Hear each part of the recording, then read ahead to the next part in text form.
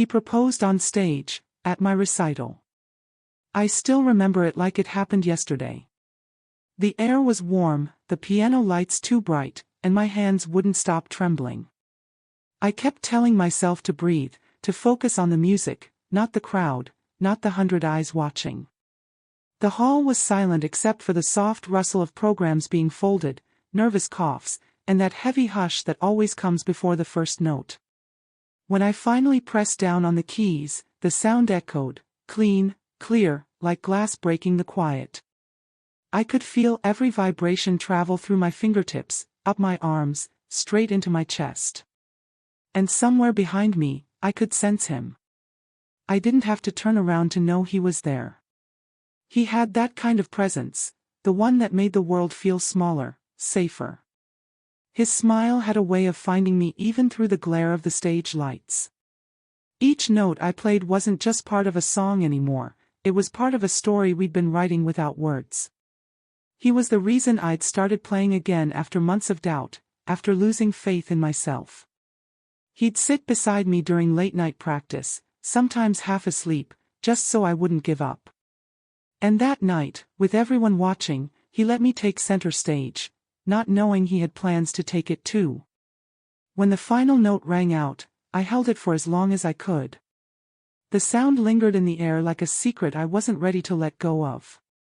I bowed, my heart still racing, but before I could straighten up, the lights dimmed. A low murmur spread across the audience.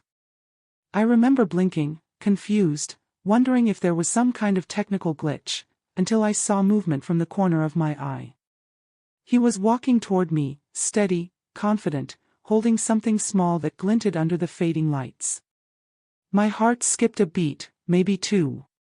The crowd gasped. Someone whispered my name. He stopped in front of me, right there on the same stage where I'd spent years chasing perfection, and in the most imperfect, human, breathtaking way, he got down on one knee. The ring sparkled like it was stealing light from the room. My hands flew to my mouth. I could barely breathe. I heard someone in the audience sniffle, someone else whispered, "Oh my God." But all I could see was him, his eyes steady, his voice trembling just enough to break my heart. Everyone saw a performance that night. To them, it was a beautiful surprise. But for me, it was something else entirely. It was the moment my world tilted, the night my music stopped being just notes, and started being a promise. My name is Lila, and music has always been my world. It's strange, really, how something as simple as sound can hold all the pieces of who you are. I don't remember a time before the piano. My mother used to say I learned to hum before I could talk. Growing up, the keys became my diary, a place where I could say everything I was too afraid to speak out loud. Happiness, fear, heartbreak, it all found a place somewhere between the black and white of the piano. That night, though, it wasn't just another performance. It was the recital, the one I'd been waiting for, dreaming about since I was 16. I'd spent weeks preparing. Early mornings, late nights, calloused fingers, and endless cups of tea that had long since gone cold. Every note had been practiced until my body moved on instinct. Every pause was timed to perfection, every breath rehearsed until it felt like part of the melody. I wanted it to be flawless, not because of pride, but because it mattered. It was proof that all those years of self-doubt hadn't been for nothing. But no matter how much I practiced, no rehearsal could prepare me for what it felt like to walk onto that stage. The moment the curtains opened, my legs felt like they didn't belong to me. The spotlight hit, bright and hot, and the audience disappeared into a blur of shadows. My pulse thudded louder than any metronome.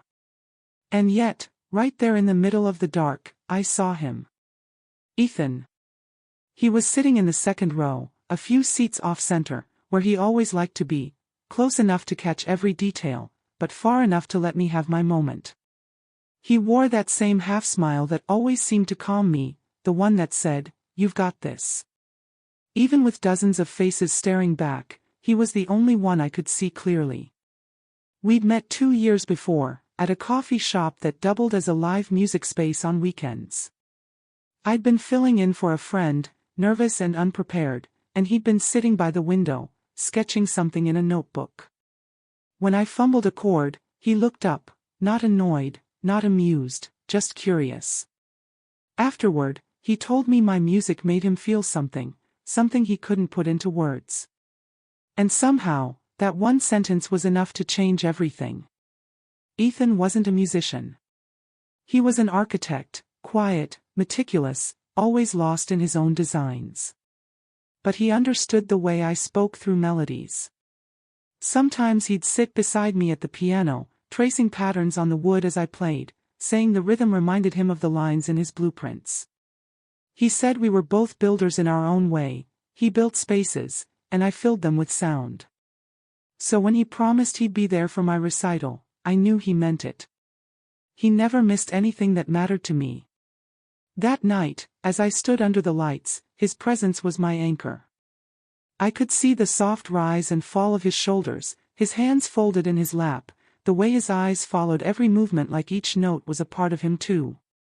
The music began, and with it, all my nerves started to fade. I played like I was writing a letter, one only he could read.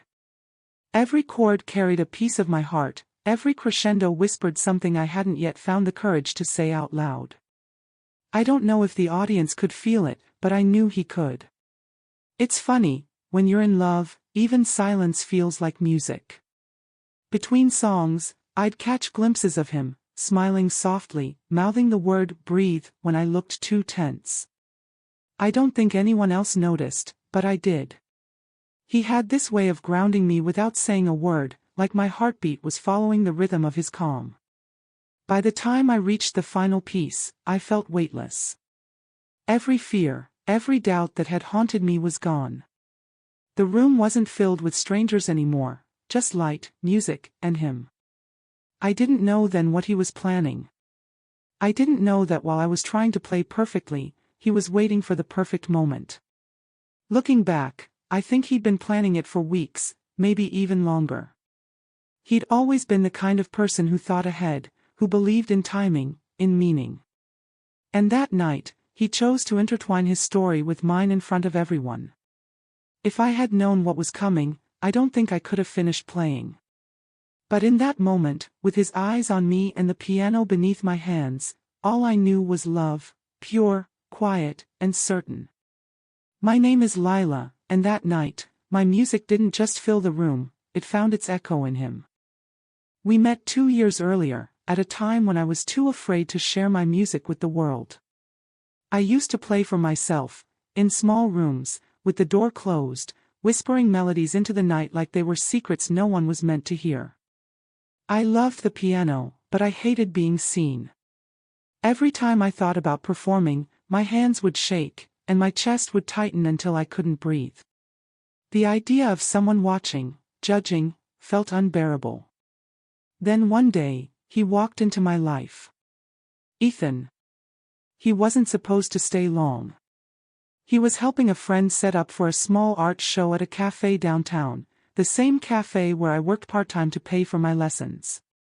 He noticed the old upright piano in the corner and asked if anyone ever played it.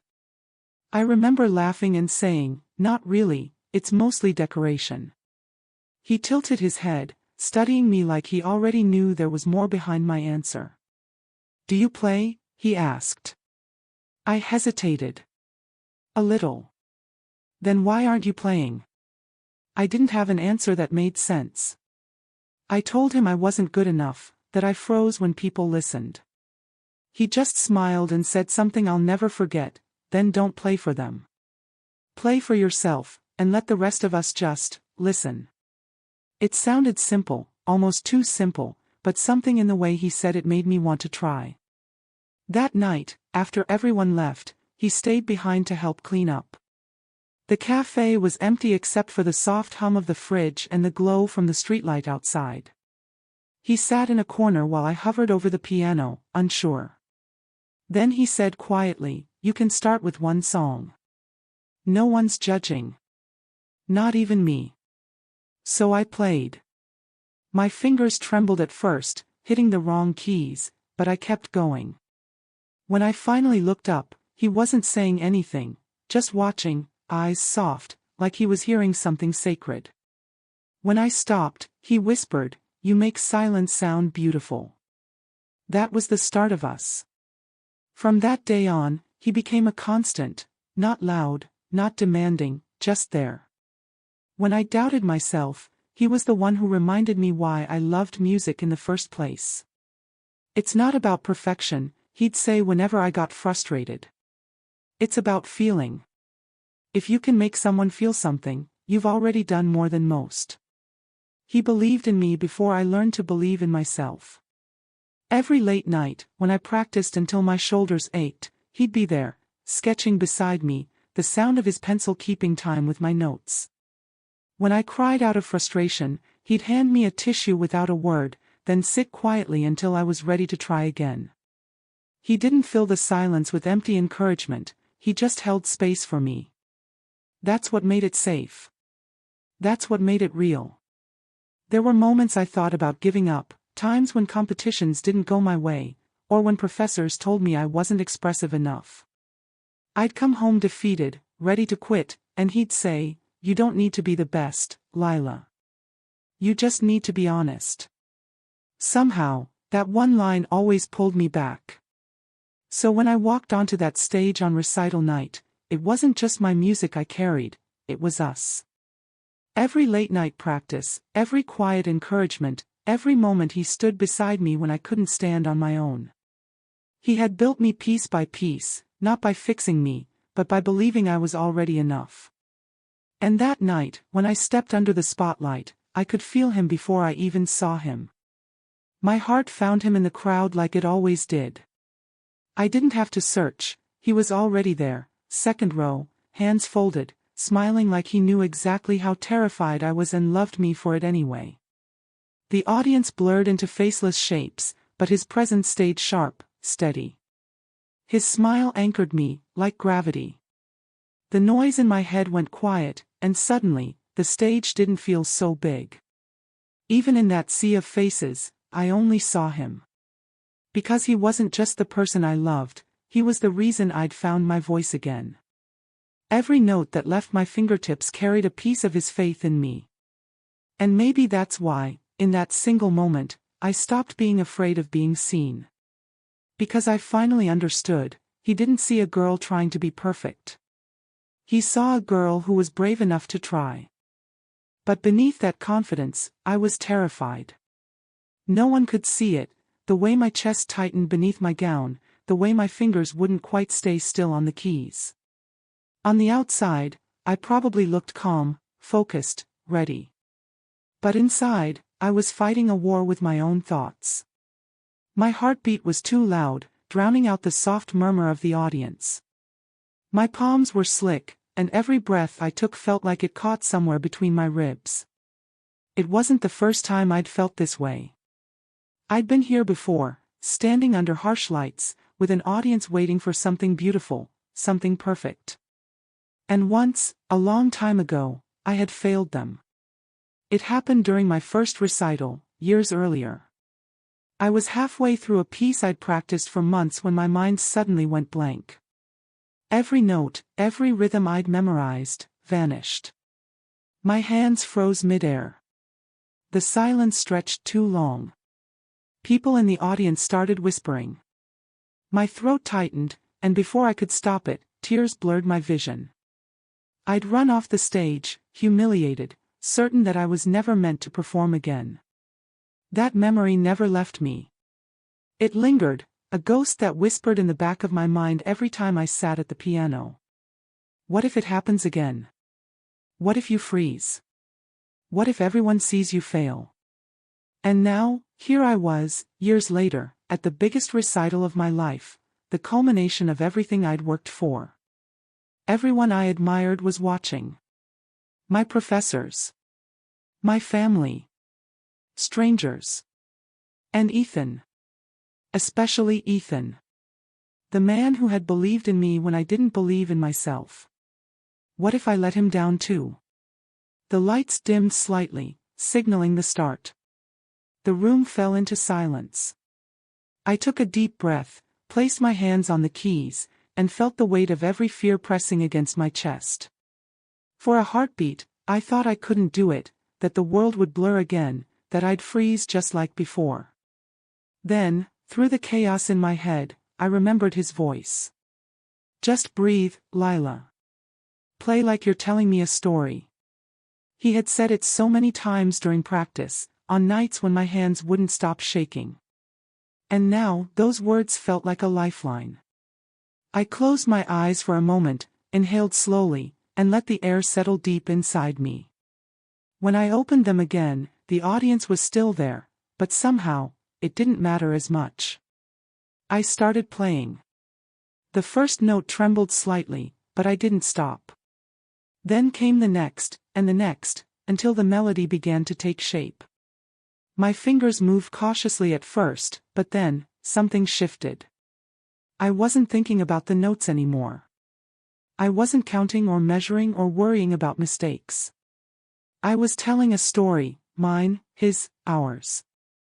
The music wrapped around me like a memory, and for the first time that night, I felt alive. I could feel every emotion flowing through the keys, the fear, the longing, the quiet kind of love that never needs to be spoken. I imagined Ethan listening, his head tilted slightly the way he always did when he got lost in a song. I could almost hear his soft whisper, "You're doing fine, Lila." The hall, once intimidating, began to fade into something softer. The people blurred into a sea of warmth and light. I wasn't performing anymore, I was confessing. Every note that left my fingers carried a piece of my heart, raw and unguarded. But the fear didn't disappear completely. It lingered, tugging at the edges of my mind. Every tiny slip, every uneven phrase threatened to pull me back into panic. My inner critic screamed louder than the music sometimes, but I kept pushing through. Because if I stopped, even for a second, I knew I might never start again. So I played harder. Deeper. Louder. By the middle of the piece, my hands stopped trembling. The piano and I moved as one, like it had finally remembered who I was, or maybe, like I had finally remembered why I was there. I wasn't performing to prove I was perfect. I was performing because music was the only way I knew how to speak when words failed me. And in that moment, it didn't matter if I missed a note or faltered in timing. What mattered was that I kept going, that I let my heart pour out through the keys, that I refused to let fear silence me again. As the final notes echoed into the stillness, a strange calm washed over me. I didn't know if the audience loved it or not. I didn't even care. Because for the first time in years, I hadn't frozen. I hadn't run. I had told my story, exactly the way he taught me to. And somehow, that made all the difference. When I reached the final chord, the room fell silent. For a moment, I couldn't hear anything but the faint hum of the piano strings fading into stillness. My chest rose and fell, each breath heavy and shaky, as though I had just surfaced from underwater. Then came the release, that quiet, overwhelming rush of relief that felt almost like tears. I'd done it. I hadn't frozen. I hadn't failed. The music had carried me all the way to the end. The audience began to applaud, a wave of sound that seemed to bloom from the back of the hall and wash over me in warmth. I smiled, a real, unguarded smile, one that reached my eyes for the first time that night. My body still trembled, but it wasn't from fear anymore. It was from the weight of everything lifting. I turned to bow, ready to finally let myself breathe. And that's when I saw him. Ethan. At first, it didn't register. The lights were still bright, and my mind was still spinning from the performance. But through the blur of faces and the flashing cameras, I saw him stand from his seat in the second row. He was smiling, that same calm, steady smile that had gotten me through every practice, every breakdown, every night I'd doubted myself. But then he did something that made the entire room hold its breath. He started walking toward me. At first, I thought he was coming to congratulate me, maybe give me a hug or a bouquet, something sweet, something simple. I felt my heart leap a little, half in joy, half in confusion. The audience began to murmur, unsure if this was part of the show. He stepped onto the stage, his footsteps echoing softly against the wooden floor. My pulse quickened again, but for an entirely different reason. He looked nervous, in that endearing, unpolished way that only Ethan could. His hand reached into his pocket, and in that instant, something inside me froze. No. He couldn't be. But he was. Before I could even process it, Ethan was standing right in front of me. His eyes met mine, warm, trembling, and full of something that made my heart stop. He took a breath, then slowly, deliberately, got down on one knee. The audience gasped. The sound was sharp, collective, like the air had been sucked out of the room. My hands flew to my mouth, my entire body trembling. I couldn't move. I couldn't even think. I just stood there, frozen again, but this time, not out of fear.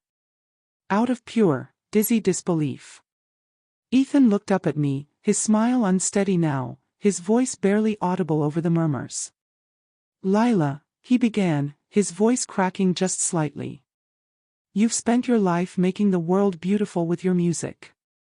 I just want to spend mine making sure you never forget how extraordinary you are." My knees went weak.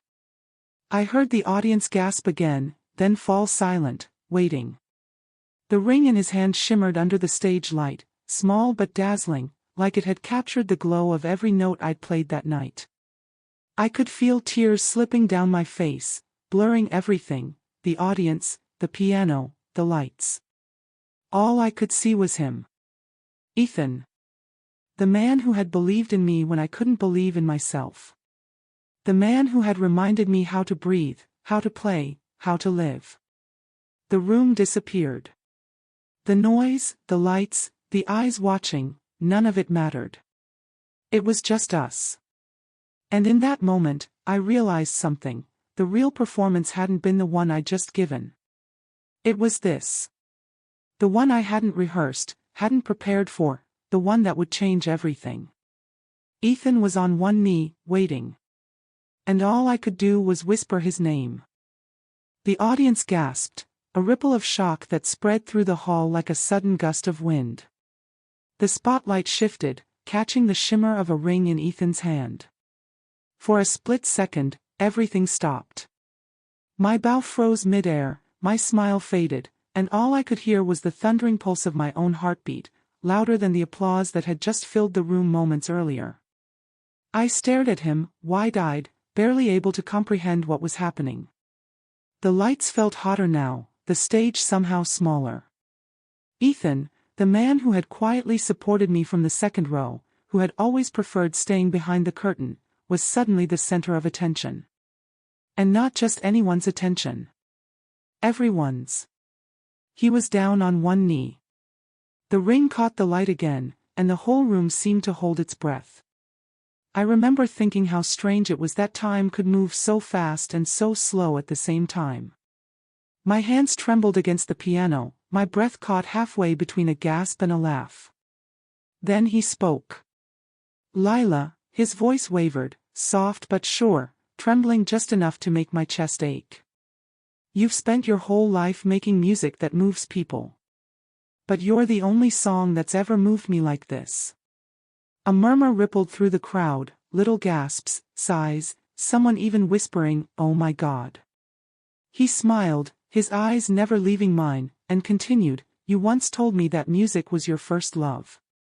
And I've spent every day since trying to be your second, not to replace it, but to be the rhythm that keeps you playing." My breath hitched. Tears blurred my vision.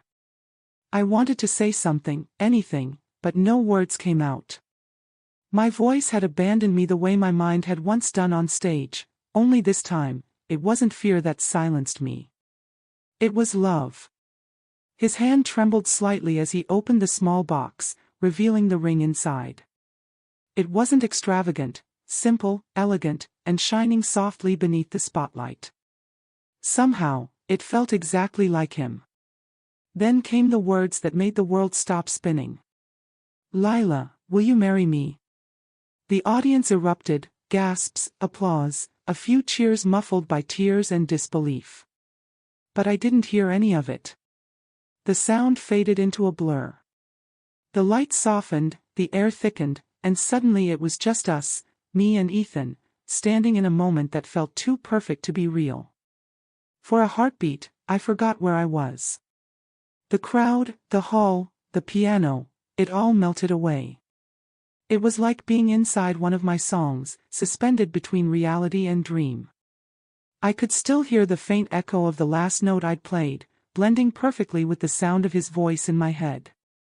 My mind raced. Every memory of us flashed like a slideshow: the first night we met in that cafe, the nights he stayed up with me while I practiced, the quiet comfort of his presence when I broke down from exhaustion. I remembered the time he said, "One day, when you play your best piece, I'll know it's time."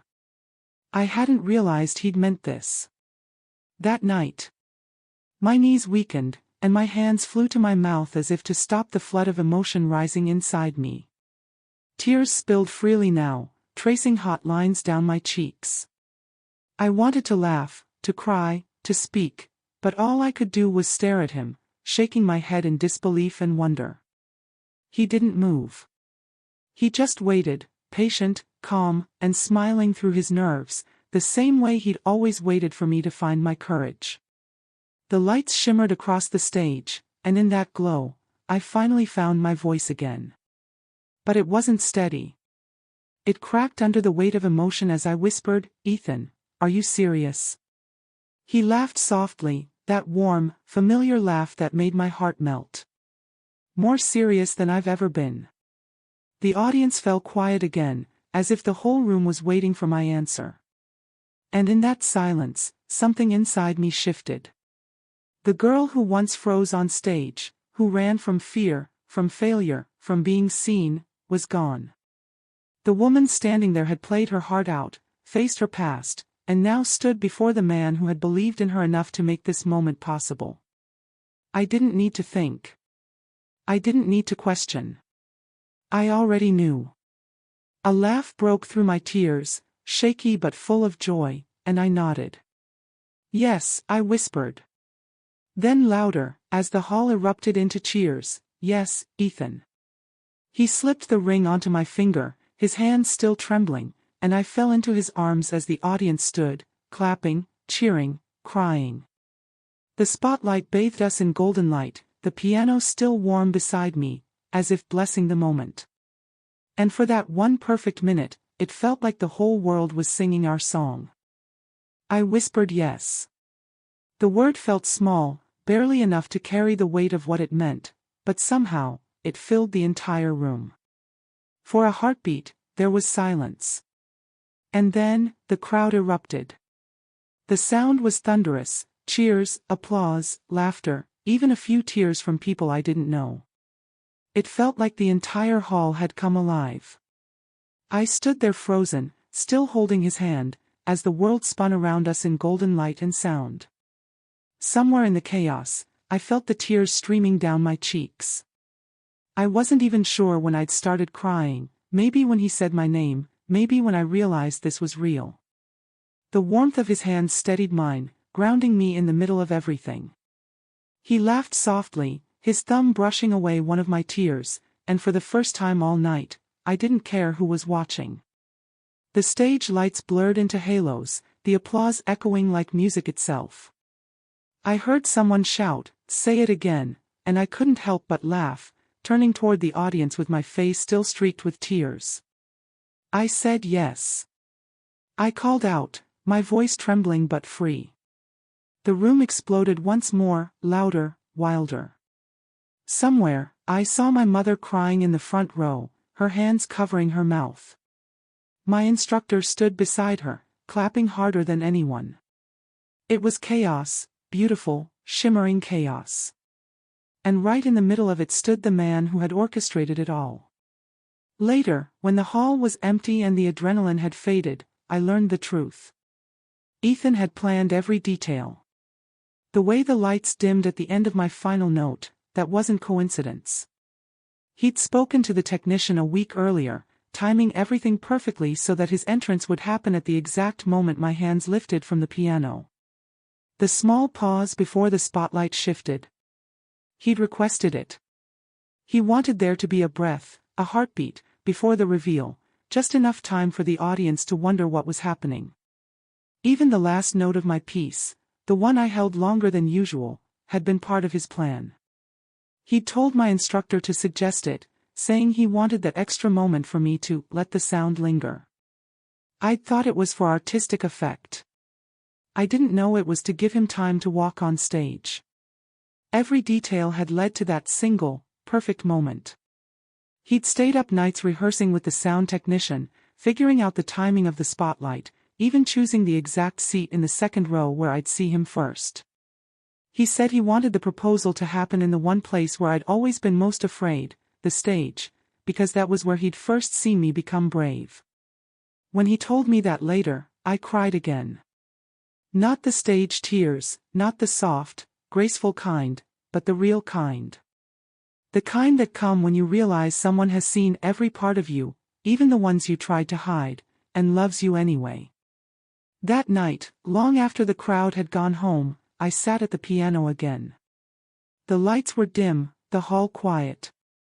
Ethan stood by the doorway, watching me with that same look he always had, like I was something fragile but strong, something he never wanted to break. I played softly, just for us this time. No pressure, no audience, no expectations. Just music. The same melody that had carried me through fear, through doubt, through love. My fingers traced the keys like they were tracing memories, the first time he heard me play, the nights we stayed up until sunrise, the moment he knelt under the lights. And as I played, I realized something. For the first time in my life, the stage didn't scare me anymore. It wasn't just a place where people watched me perform. It was where my story had changed, where music stopped being something I hid behind and became the language of everything I'd ever wanted to say. The applause eventually faded, but my heart didn't stop racing. Even as we left the hall, his arm around me, the empty seats glowing faintly under the soft lights, I could still feel the rhythm of it. Not the beat of the piano, but the rhythm of us. That night, I didn't just finish a performance. I stepped into the next part of my life, one where I didn't have to play alone anymore. Ethan turned to me as we walked out into the cool night air and said quietly, "You know, you were right. Music is about feeling." I smiled through the last of my tears and squeezed his hand. "Yeah," I whispered. "And this is the best song I've ever played." People say love is like music, it has highs and lows, crescendos and silences. But I never really understood what that meant until that night. Standing there under the fading lights, the applause still echoing faintly in the hall, I felt something I'd never felt before, the quiet after a song ends, when the final note still hangs in the air, trembling with memory. It's not silence, not really. It's the sound of something that has finished and yet, somehow, still lingers, like an echo that refuses to fade. That's what love felt like in that moment. All around me, people were still talking, still smiling, still taking pictures, but I wasn't really there with them. My world had shrunk to just the two of us, me and Ethan, standing in the glow of everything that had just happened. The stage lights flickered gently, the scent of polished wood and faint perfume still hanging in the air. I could still hear my last chord, faint but alive, like it was weaving itself into this new memory. Ethan's hand was warm around mine, steady and sure, and for the first time in my life, I didn't feel like I had to perform anymore. I didn't need to prove anything, didn't need to hide behind perfect notes or flawless timing. I could just be me. Lila, the girl who once froze on stage, who doubted her worth, who thought music was something she had to conquer instead of something she could share. And now, here I was, standing beside the man who had helped me rewrite that story. Love, I realized, wasn't some grand symphony that played flawlessly from start to finish. It was a duet, sometimes messy, sometimes offbeat, but always honest.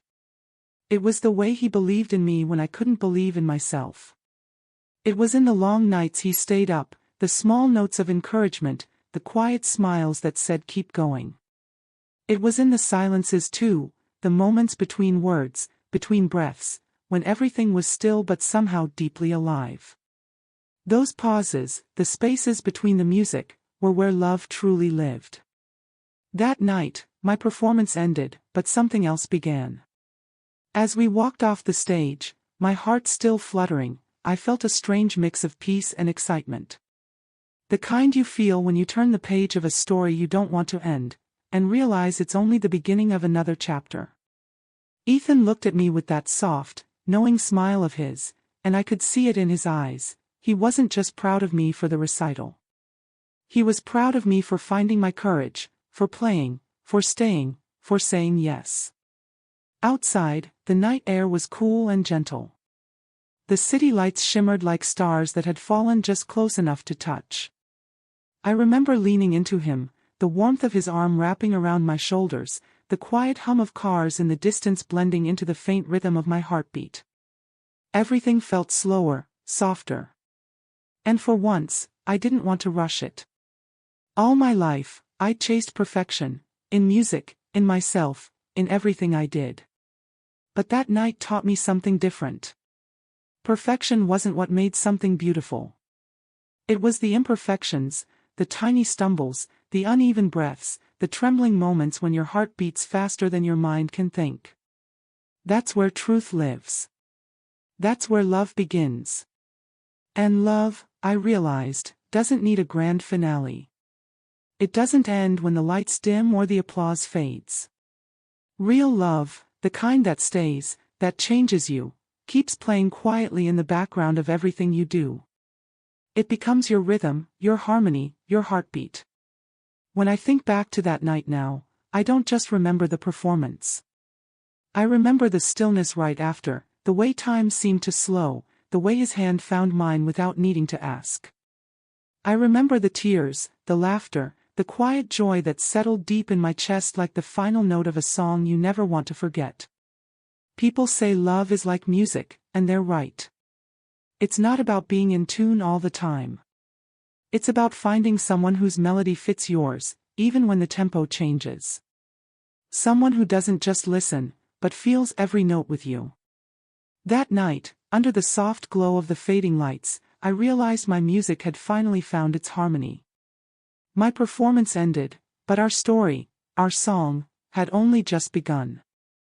If this story made you believe in once-in-a-lifetime love, leave a red heart below. Because sometimes, the most unexpected moments become the ones that define us. Even now, when I close my eyes, I can still see it, the stage, the golden light, the sea of faces blurred into a single shimmer of warmth. I can still feel the weight of that silence before I said yes, the way the air seemed to hold its breath with me. It's strange how life works, how a single moment can stretch wide enough to hold a lifetime of emotion. That night, everything changed. I walked onto that stage to perform, to prove that I was capable, that the shy girl who once ran away from the piano could finally face her fear. But I walked off that stage with something far greater. I walked off with a promise. With a future I hadn't planned, but one that felt like it had been written for me all along. People often ask me what it felt like, being proposed to in front of everyone. Wasn't it overwhelming? Scary? Too much? And the truth is, yes. It was all those things. My hands were shaking. My heart was pounding so loud I thought everyone could hear it. I could barely form words through my tears. But it was also perfect, not because it was public, or grand, or beautifully timed, but because it was real. Ethan didn't just propose to me that night. He reminded me of something I'd forgotten, that love, at its best, makes you brave. It pushes you out of the shadows, out of fear, out of silence, and asks you to be seen.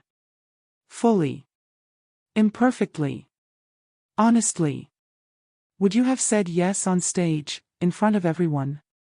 It's a question I still ask myself sometimes, wondering if I'd have been as brave had I known what was coming.